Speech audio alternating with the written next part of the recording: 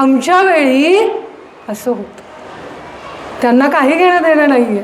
ते तुमच्या वेळी होतं. ते म्हणत पण असतील तुम्हाला, ते तुमच्या वेळी होतं. आता जमाना बदलला.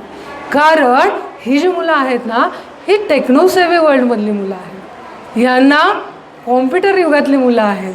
ह्यांना सगळं झटपट लागतं. मी तर म्हणेल, आम्ही लहान होतो तेव्हा पालकत्व खूप सोपं होतं आपल्या आईवडिलांचं. शाळा असू दे, घर असू दे, खाणं पिणं असू दे, आपल्या आईवडिलांना त्याचं टेन्शन होतं का? नाही. पण आता काय झालं आहे की मुलांचं बाकीच्या गोष्टी करणं बाजूला, पण ह्या गोष्टींचं जास्त टेन्शन पालकांना आहे. आणि पालक म्हणजे अर्थात कोणाला आहे? महिला पालकांना आहे, आई पालकांना आहे. आणि त्याचा परिणाम खरंच सांगते महिलांवर व्हायला लागलेला आहे. महिलांचे हार्मोनल चेंजेस व्हायला लागलेले आहेत.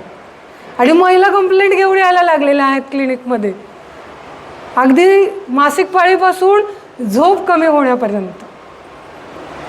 म्हणजे इतकं वर्णन मुलांचं आयांना यायला लागलेलं आहे.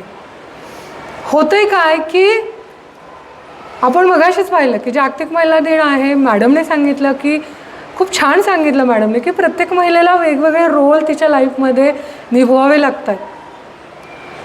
ते पार पाडून तिला मग बाकीच्या गोष्टी बघायला लागत आहेत. किंवा वर्किंग वुमन आहेत. मी तर म्हणेल वर्किंग लेडीज सध्या प्रचंड स्ट्रेसमध्ये आहेत. कारण काम करून घरी गेल्यानंतर त्यांना परत त्यांची जबाबदारी आहे. त्यांना परत सगळ्या गोष्टी करायच्या आहेत. पुरुषांसारखं नाही आहे.